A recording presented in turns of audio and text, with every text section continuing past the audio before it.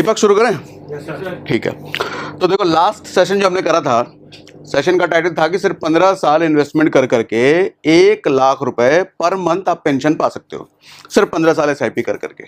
और उसमें बहुत सारे कमेंट भी आए थे, हमने कहा भी था कि आपके अगर कमेंट आते हैं तो हम बेस्ट म्यूचुअल फंड चुने कैसे। ठीक है, 15 साल एसआईपी करना है, लेकिन किस तरह के फंड में करना है। अगर 15 करना है तो किस तरह के फंड में करें, 10 करना है तो किस तरह के फंड में करें, 5 साल करना है तो किस तरह के फंड में करें, या फिर 25 साल तक करना है किस तरह के फंड में करें, ये वेरी करेगा।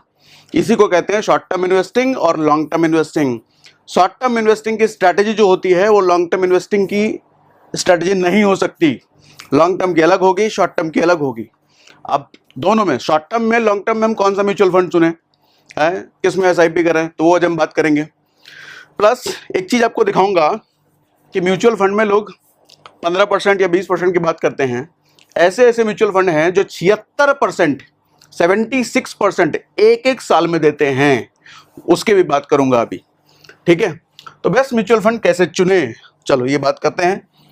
देखो सर, सबसे पहले आप ये चीज समझिए कि म्यूचुअल फंड की जब हम बात करते हैं, इक्विटी म्यूचुअल फंड की, वैसे म्यूचुअल फंड कई टाइप के होते हैं।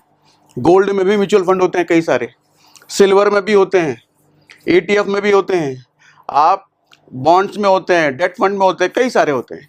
हम अगर इक्विटी फंड की बात करें, मतलब वो म्यूचुअल फंड जो शेयर मार्केट के स्टॉक्स पर इन्वेस्ट करता है म्यूचुअल फंड बना करके, उसमें अगर हम बात करें तो मेजरली आपको 3 तरह के फंड देखने को मिलते हैं। हालांकि इसमें बहुत सारी कैटेगरी है, हाइब्रिड और पता नहीं क्या क्या है, लेकिन मोटा मोटी 3 तरह के आपके फंड देखने को मिलेंगे, large cap, mid cap, small cap.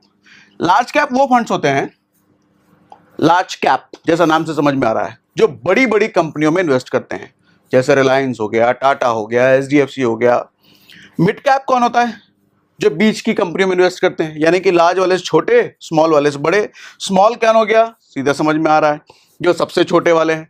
ठीक है, अब यहां पे एक चीज समझने वाली बात है, जब आपका कोई म्यूचुअल फंड जिसमें आप इन्वेस्ट कर रहे हो और वो म्यूचुअल फंड सिर्फ लार्ज कैप यानी कि बड़ी बड़ी कंपनियों में इन्वेस्ट करता है, तो पैसे की सेफ्टी बढ़ती है या घटती है, बताओ? बढ़ती है, घटती है?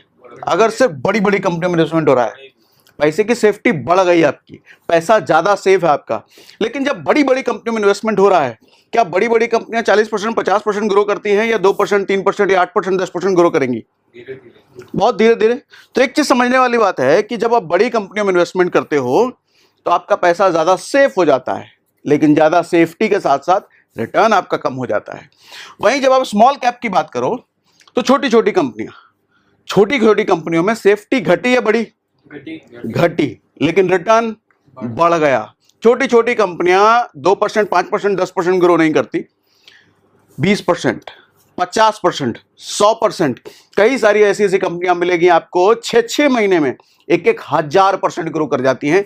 कई सारी ऐसी कंपनियां मिलेंगी, लेकिन हाँ, इनके नंबर्स कम होते हैं, सारे ऐसे नहीं होते। अच्छा, मिड कैप कौन? इसके बीच वाले, जो बीच वाली रफ्तार चल रहे हैं। ठीक है, तो हमारे को ये समझना है कि मैं एसआईपी तो करूं, किस तरह के फंड में एसआईपी करूं? मेरे को ज्यादा सेफ्टी चाहिए या मेरे को ज्यादा रिटर्न चाहिए, या मेरे को ठीक ठाक सेफ्टी भी चाहिए, ठीक ठाक रिटर्न भी चाहिए? तो क्या करें, आओ आगे। तो 2 तरह के इन्वेस्टमेंट जैसे हमने बताया, एक शॉर्ट टर्म इन्वेस्टमेंट और लॉन्ग टर्म इन्वेस्टमेंट। देखो, शॉर्ट टर्म इन्वेस्टमेंट की डेफिनेशन मेरे हिसाब से, अगर 5 साल से कम का आपका इन्वेस्टमेंट है तो मैं उसको शॉर्ट टर्म कहता हूं। लॉन्ग टर्म इन्वेस्टमेंट हो गया 10 साल, 5 साल से ऊपर नहीं कहूंगा, कम से कम 8-10 साल से ऊपर का अगर टेन्योर है आपका, इतने साल के लिए आप इन्वेस्टमेंट कर रहे हो तो आपका लॉन्ग टर्म इन्वेस्टमेंट हो गया। अब शॉर्ट टर्म में हम किस तरह के फंड चुने, लॉन्ग टर्म में हम किस तरह के फंड चुने? सर, शॉर्ट टर्म इन्वेस्टमेंट के लिए आप लो वोलेटाइल फंड आपको चुनना चाहिए। अब एक नया टर्म आ गया, क्या होता है लो वोलेटाइल? आप जानते हैं कोई भी स्टॉक अगर मान लो उसको ऊपर जाना है तो कभी भी ऐसे ऐसे ऊपर नहीं जाता, वो जाएगा, ऐसे नीचे गिरेगा, ऊपर जाएगा, फिर नीचे गिरेगा, फिर नीचे ऊपर आएगा, ऊपर नीचे, ऊपर नीचे, ऊपर नीचे करते करते अल्टीमेटली इस तरीके से ऊपर जाता है। लो वोलेटाइल किसको कहते हैं? अब देखो इसमें कितना ज्यादा फॉल है, नीचे इतना ज्यादा आया, फिर इतना ज्यादा ऊपर गया, फिर इतना ज्यादा नीचे आया। इसका मतलब ये वोलेटाइल बहुत ज्यादा है, मतलब स्टॉक में डाउन और अप मूवमेंट बहुत ज्यादा है। लो वोलेटाइल ऐसे स्टॉक को कहते हैं जो ऊपर जा रहा है लेकिन हल्का फल्का डाउन, हल्का फल्का डाउन हो रहा है, हल्का फल्का अप हो रहा है, हल्का फल्का डाउन हो रहा है, हल्का फल्का अप हो रहा है, इसको कहते हैं लो वोलेटाइल। तो शॉर्ट टर्म में आपको लो वोलेटाइल म्यूचुअल फंड चुनना चाहिए, मतलब एक ऐसा फंड जहां पे लो वोलेटाइल स्टॉक्स हों। अब कैसे पता चलेगा ये? देखो, लो वोलेटाइल होने का फायदा ये है कि आपको मान लो 5 साल बाद पैसा निकालना है, तो हो सकता है 5 साल बाद मार्केट डाउन हो, है ना। तो मार्केट अगर डाउन भी है तो यहां आप एक्सपेक्ट कर रहे थे, लेकिन इस पोर्शन पे आपको पैसा निकालना पड़ा, तो थोड़ा बहुत डाउन है। हो सकता है आपका जो एक्सपेक्टेशन था कि मुझे 20% मिल जाता CAGR, आपको हो सकता है 18 मिले, 15 मिले। यहां रिस्क ये है कि 5 साल बाद जब आपको निकालना था तो आप ये एक्सपेक्ट कर रहे थे, लेकिन मार्केट इस जगह पर है, हो सकता है आप 20% एक्सपेक्ट कर रहे थे, लेकिन 10% CAGR मिले आपको, 8% मिले, 6% मिले। तो शॉर्ट टर्म में इसलिए ऐसे फंड चुनने की जरूरत है जहां पर वॉलेटिलिटी कम हो, जहां पर नीचे उतार चढ़ाव बहुत थोड़ा बहुत हो। तो जब थोड़ा बहुत उतार चढ़ाव की बात करते हैं तो किस तरह का फंड होना चाहिए? अभी हमने बात करी लार्ज कैप या स्मॉल कैप? लार्ज कैप, क्योंकि इसमें थोड़े बहुत स्टॉक्स में उतार चढ़ाव आता है। तो आपको जब शॉर्ट टर्म इन्वेस्टमेंट करना है तो याद रखिए हमेशा सिर्फ लार्ज कैप चुनिए। स्मॉल कैप में क्या खतरा है मैंने आपको समझाया, ठीक है। लॉन्ग टर्म में आपको लो वोलेटाइल हो तो भी हाई वोलेटाइल हो तो चल जाता है, क्योंकि लॉन्ग टर्म का मतलब आप 10 साल, 15 साल, 20 साल की बात कर रहे हैं, तो मार्केट बहुत ज्यादा ऊपर उतार चढ़ाव है, फिर भी लॉन्ग टर्म में एक ठीक ठाक सा बन जाता है, CAGR एक ठीक ठाक सा बन जाता है। तो लॉन्ग टर्म में it's okay to have high volatile. लेकिन एक चीज समझिएगा कि अगर लो वोलेटाइल है, कई बार क्या होता है कि हम शॉर्ट टर्म के पर्सपेक्टिव से इन्वेस्टमेंट शुरू करते हैं, लेकिन वो हमारा लॉन्ग टर्म चला जाता है। हमने सोचा है ना यार 5 साल के लिए करके देखते हैं, 5 साल नहीं, 6 चला गया, 10 चला गया, 12 चला गया, क्या करें फिर? बदल दें क्या?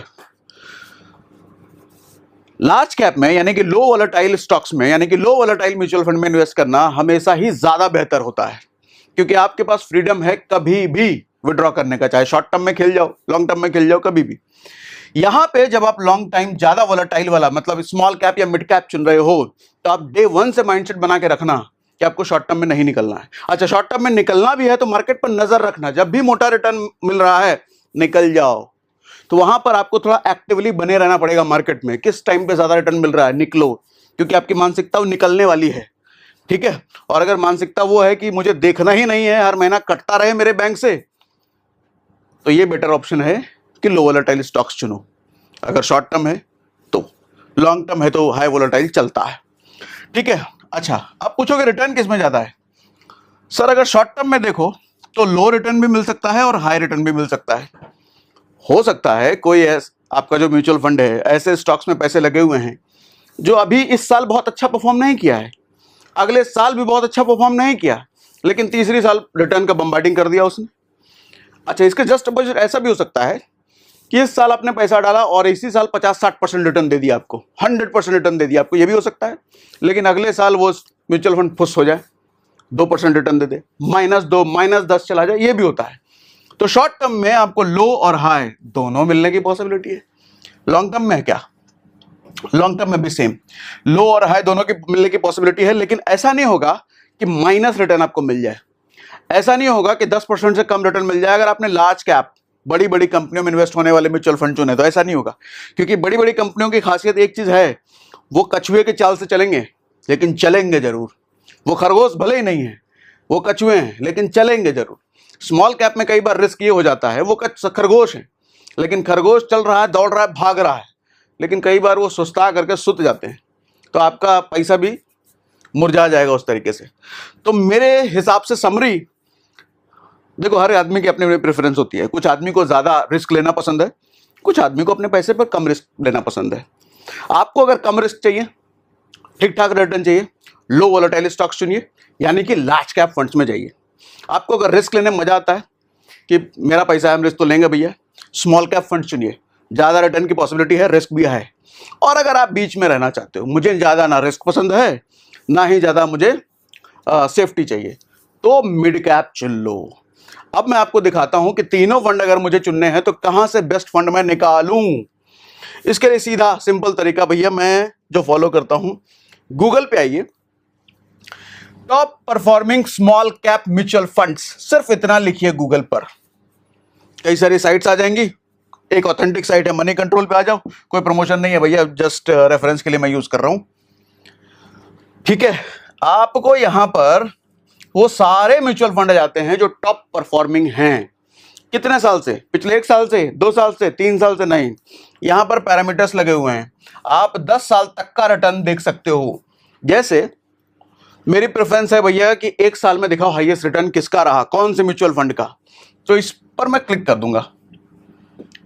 एक बार और क्लिक करो तो ये हायर टू लोअर आ गया। अगर मैं ऐसे क्लिक करता तो ये लोअर टू हायर आ जाता, मतलब 38, 39 बढ़ते हुए क्रम में। दोबारा क्लिक किया, सॉरी यहां पर दोबारा क्लिक किया तो ये घटते हुए क्रम में आए। तो पहला वाला तो देखो स्पॉन्सर्ड एड लिखा हुआ है, तो इसकी तो गिनती मत करो। इसने जो पैसे दे करके अपने को टॉप पे रखा है तो इसको छोड़ दो। ये ध्यान रखना है, स्पॉन्सर्ड ऐड नहीं लिखा होना चाहिए, लिखा है तो इसको छोड़ दो। गिनती हमारी यहां से शुरू होगी। ये टॉप है, सबसे नंबर 1, 76% रिटर्न दिया है 1 साल में। 76% कौन सा है भैया? बंधन बैंक का है, small cap funds, direct plan growth. आगे बढ़ने से पहले डायरेक्ट प्लान पर थोड़ा सा बता देता हूं और ग्रोथ पर बता देता हूं। हालांकि पहले मैंने बता रखा है, 2 तरह के प्लान होते हैं, डायरेक्ट और रेगुलर। रेगुलर वो प्लान होता है जहां पर कोई ना कोई बीच की पार्टी इन्वॉल्व होती है और उसका कमीशन फिक्स होता है आपके ही पैसे से। डायरेक्ट प्लान वो होता है जहां कोई बीच की पार्टी इन्वॉल्व नहीं है तो उसका कमीशन नहीं जाएगा आपके पैसे से, यानी कि आपके पैसे की बचत होती है डायरेक्ट प्लान में। रेगुलर प्लान में आपके पैसे से किसी को कमीशन दिया जाता है। अगर बैंक करवा रहे हैं तो वो रेगुलर प्लान करवाएंगे, किसी एजेंट के थ्रू आप कर रहे हो वो रेगुलर प्लान करवाएंगे। लेकिन अगर आप अभी जो मैं दिखाऊंगा जैसे एंजल वन, ग्रो या किसी भी इस तरह के ऐप से कर रहे हो तो वहां पे डायरेक्ट प्लान आपको मिलता है, वहां कमीशन आपकी जेब से नहीं जाता एक्स्ट्रा। ग्रोथ प्लान, 2 तरह के प्लान होते हैं इसमें भी, ग्रोथ प्लान और dividend based plan. Growth plan वो होता है जहां पर मान लो 1 साल में 10% का रिटर्न मिला आपके पैसे पर, तो उस 10% को वापस से निवेश कर दिया जाता है, जिससे कंपाउंडिंग का अच्छा फायदा मिलता है आपको, रिटर्न ज्यादा तगड़ा मिलेगा। लेकिन कुछ प्लान होते हैं ग्रोथ के just opposite, dividend based plan. वो क्या करते हैं, अगर 1 साल में आपका 10% रिटर्न बना, उस 10% में कुछ पैसा निकाल करके आपको बैंक में दे देंगे, खुश कर देंगे आपको, और आप बहुत बड़े खुश हो जाओगे, भैया हमको हर साल पैसा मिल रहा है इस म्यूचुअल फंड से। आपको लगेगा हर साल मेरी कमाई हो रही है इस म्यूचुअल फंड से, लेकिन वो खराब है, क्योंकि जो पैसा म्यूचुअल फंड से निकल के आपके बैंक में पहुंच गया वो पैसे को कंपाउंड होने का मौका नहीं मिला। और जब पैसे को कंपाउंड होने का मौका नहीं मिला तो 10% रिटर्न तो निकाला उस म्यूचुअल फंड ने, अगर 2% आपको दे दिया है तो उसके पास अब 8 ही बचा है। अब वो 8% पर कंपाउंडिंग होगी, लेकिन अगर 2 आपके बैंक में नहीं गया होता तो 10% पर कंपाउंडिंग होती, ज्यादा पैसा कंपाउंड होता। तो यानी कि अगर आपको म्यूचुअल फंड चुनना है तो डायरेक्ट प्लान चुनना अच्छा है और ग्रोथ प्लान चुनना अच्छा है। जो लिस्ट भी यहाँ पे सारे डायरेक्ट और ग्रोथ की ही अच्छी है। रेगुलर थोड़ा अवॉइड कीजिए, डिविडेंड बेस्ड थोड़ा अवॉइड कीजिए, ठीक है, खराब कोई भी नहीं है, अवॉइड और अपने प्रेफरेंस की बात है। तो यहां पर हमने देखा भैया ये 76% दे रहा है 1 ही साल में। दूसरे नंबर पे ITI स्मॉल कैप है, ये कितना दे रहा है? 65%, 63%, 63, 59, 15-20% की बात ही कौन कर रहा है? यहां 60% से कम में तो कुछ है ही नहीं भैया, 55 से तो कुछ कम है ही नहीं। टॉप 5 आप देखो तो, लेकिन बात वही है सर, 1 साल में अगर इन फंड्स ने इतना बड़े रिटर्न दिया है, इस बात की कोई गारंटी है कि अगले साल भी ये बहुत बढ़िया ऐसे ही रिटर्न देंगे? मैं इसमें डाल दूं ये बंधन बैंक में 76% अगले साल भी दे देगा, इसकी कोई गारंटी नहीं है। अगले साल हो सकता है माइनस चला जाए, ठीक है। तो इसीलिए हम ऐसे फंड चुनते हैं जो थोड़ा पुराना लंबा रिकॉर्ड हम देखते हैं कि 10 साल में इसने क्या उखाड़ा भैया, जो वो देख के दिखाओ मुझे। अब मैं इस पर क्लिक करूंगा तो हायर टू लोअर आ गया। मैं देख रहा हूं इसी बंधन बैंक, अब 10 साल का देखता हूं मैं तो बंधन बैंक है नहीं, हालांकि बंधन वाला नया था, 1 साल पहले ही शुरू हुआ है वो, तो इस लिस्ट में वैसे भी नहीं है।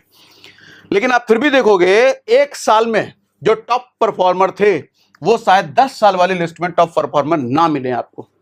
10 साल वाले टॉप परफॉर्मर अलग मिलेंगे। देखो हाथी और खरगोश में फर्क है, हाथी मजबूत होता है, उसकी क्रेडिबिलिटी ज्यादा है, वो लंबे समय तक चलेगा, उस पर वार करो तो हल्के फुल्के वार का उसको कोई फर्क नहीं पड़ता। लेकिन खरगोश में क्या है, वो हल्के फुल्के वार से ध्वस्त हो जाएगा, कमज़ोर है वो कंपेरेटिवली हाथी के। तो आपको अपने पैसे को किसी हाथी पर लगाना है, तो आपको ऐसा दिखना चाहिए कि उस म्यूचुअल फंड ने पिछले 10 साल में कितना उखाड़ा है। एक साल में बहुत बढ़िया तो कोई भी कर सकता है।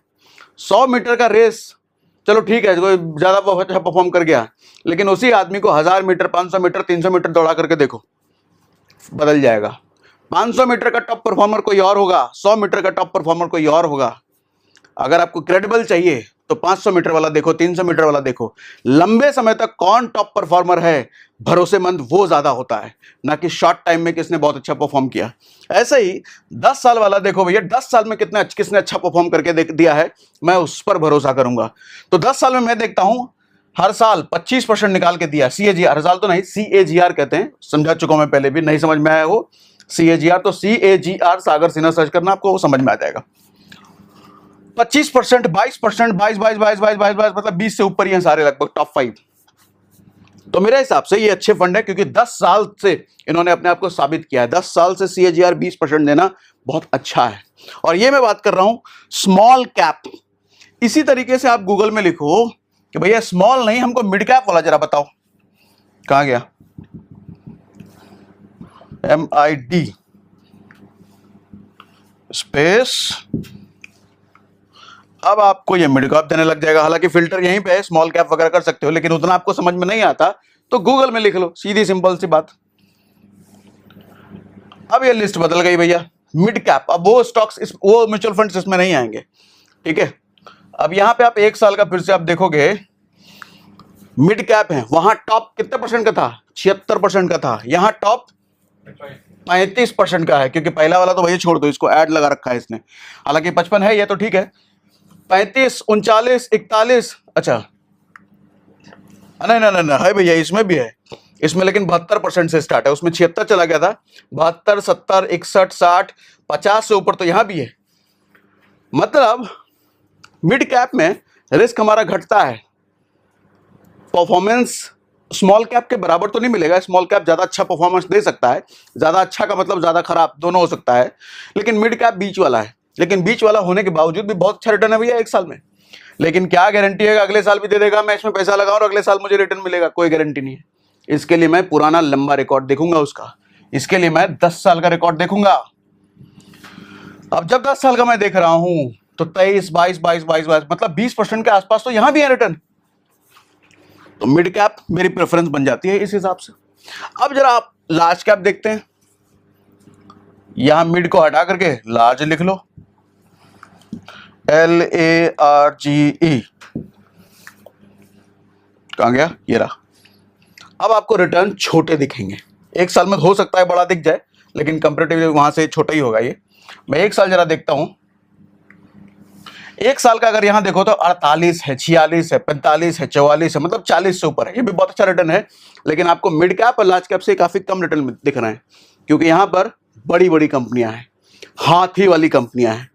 लेकिन अगेन क्या गारंटी अगले साल मिलेगा, कोई गारंटी नहीं। इसके लिए मैं क्या करूंगा, लंबा रिकॉर्ड देखूंगा, पिछले 10 साल का रिकॉर्ड में देखूंगा। पिछले 10 साल का जब मैं देखता हूं तो मुझे मिलता है 16%, 16, 16, 16, 16, 16, 15, 15 के ऊपर ही।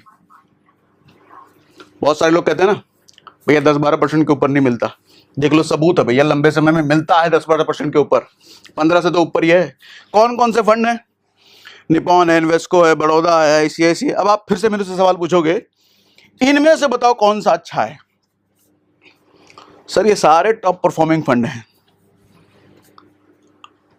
आम आदमी को होता है क्या, मैं वहां इन्वेस्ट करूंगा जिस पे मेरा भरोसा है और जिसका नाम मैंने सुन रखा है, जिसका नाम मेरे पूरे खानदान ने सुन रखा है, जिसका नाम मेरे पूरे गांव वालों ने सुन रखा है, वो अच्छा है, वो पैरामीटर भी बुरा नहीं है। आप कहोगे SBI का म्यूचुअल फंड चाहिए हमको, कर लो भैया। SBI हालांकि टॉप में नहीं आ रहा है, लेकिन यहाँ आ रहा है, कितने नंबर पे है, 1, 2, 3, 4, 5, 6, 7, 8, 9, 9वें नंबर पे आपको SBI मिल रहा है। आप इसमें भी जा सकते हो, डायरेक्ट प्लान है, ग्रोथ प्लान है, किसी में भी जा सकते हो। लोगों को SBI पर भरोसा होता है, HDFC bank, ICICI bank, Tata पर भरोसा होता है। टाटा भी इस लिस्ट में आपको कहीं मिलेगा, हालांकि टॉप 10 में नहीं आ रहा है, लेकिन अच्छा उसका ठीक बार टॉप 10 में आ रहा है। तो आप कोई भी चुन सकते हो। देखो लार्ज कैप है, कुछ का आप नाम सुने होंगे, कुछ का आप नाम नहीं सुने होंगे, लेकिन इससे फर्क इसलिए नहीं पड़ता क्योंकि कंपनियां सब में वही हैं। मतलब सब में वही तो नहीं होंगी, आसपास थोड़ी इधर उधर की कंपनियां होंगी, लेकिन मोटा मोटी सब में कंपनियां सेम है। परसेंटेज सबका अलग अलग हो सकता है थोड़ा का। तो आप देखो ना, रिटर्न भी सबका आसपास ही है ना, कोई बहुत बड़ा डिफरेंस नहीं है। 16 है तो किसी में 18 हो जाए, 20 हो जाए, ऐसा नहीं है। सब देखो 16-15 के आसपास ही घूम रहा है। तो अब मैंने आपको समझा दिया अभी तक क्या क्या, शॉर्ट टर्म इन्वेस्टमेंट कैसे होनी चाहिए, लॉन्ग टर्म कैसी होनी चाहिए, मुझे अगर शॉर्ट टर्म में बेस्ट म्यूचुअल फंड चुनना है तो मैं कैसे चुनूं, लॉन्ग टर्म में चुनना है तो कैसे चुनूं, और लॉन्ग टर्म शॉर्ट टर्म बीच का मिलाकर के मिड कैप वाले भी देखने हैं तो कैसे करूं। मिड कैप हालांकि वो फंड होते हैं जहां पर आप शॉर्ट टर्म और लॉन्ग टर्म दोनों प्लान कर सकते हो। देखो ये जो मैं बोल रहा हूं ना, दोनों प्लान कर सकते हो, ये मेरा कोई सजेशन नहीं है, हर आदमी का पर्सपेक्टिव अलग अलग होता है। कुछ लोग कहेंगे भैया नहीं भाई हमको लॉन्ग टर्म करना है हम तो स्मॉल कैप ही करो, वो आपको भी सिखाएंगे कि लॉन्ग टर्म करना है तो स्मॉल कैप ही करना चाहिए। मेरा आइडियोलॉजी अलग है, शॉर्ट टर्म हो या लॉन्ग टर्म हो, मेरी प्रेफरेंस लार्ज कैप पहले रहती है, दूसरे नंबर पर मिड कैप रहती है, क्योंकि मुझे अपने पैसे की सेफ्टी ज़्यादा प्यारी है। रिटर्न कम हो चलेगा, सेफ्टी ज़्यादा प्यारी है। लेकिन कुछ लोगों को मज़ा आता है तो फिर स्मॉल कैप में जाओ भैया, आपको मज़ा लेना है तो वहाँ बहुत मज़ा आएगा। कभी आपको 10% दिखेगा, कभी 20% दिखेगा, कभी 50% दिखेगा, कभी 10% दिखेगा, फिर 50 दिखेगा, फिर 10 दिखेगा, तो मज़ा आएगा आपको। ठीक है, अच्छा कैसे करें इन्वेस्ट, बहुत सारे लोगों ने पूछा था, तो चलो ये भी बता देता हूँ। उसके लिए मैं अपना मोबाइल का स्क्रीन शेयर कर लेता हूँ एक बार ज़रा। हाँ, पेन निकल गया, मेरी स्क्रीन अब आपको दिखने लग गई, और मैं खोल लेता हूँ एंजल वन। एंजल वन का लिंक हमने डिस्क्रिप्शन में दे रखा है, आप वहाँ से डाउनलोड करके एंजल वन पे इस तरीके से इन्वेस्ट कर सकते हो। मैं आपको स्क्रीन दिखा देता हूँ।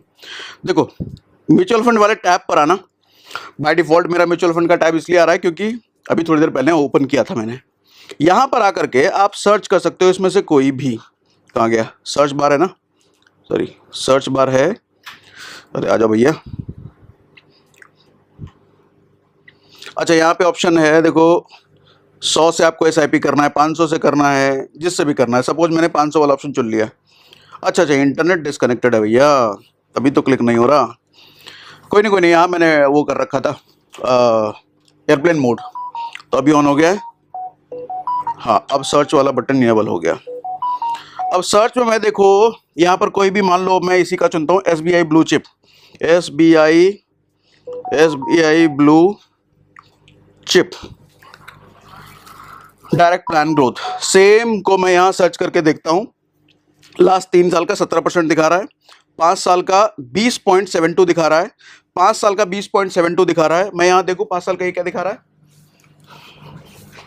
कहाँ गया, अच्छा यहाँ 10 साल का है, 5 साल का है क्या, हाँ 5 साल का है। 5 साल का कितना दिखा रहा है ये, कहाँ गया 5 साल 22, यही वाला है, नहीं नीचे वाला है SBI ये वाला, हाँ 20.72 इतना चलता है, अलग अलग जगह 1-2% 0.01 के आसपास दिखा सकता है अलग अलग।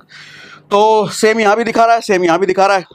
अब देखो और डिटेल आपको देखना है तो यहाँ पर रिटर्न दिख गया, और यहाँ पर आप अलग अलग चेंज कर करके अलग अलग टाइमिंग का अलग अलग देख सकते हो रिटर्न क्या है।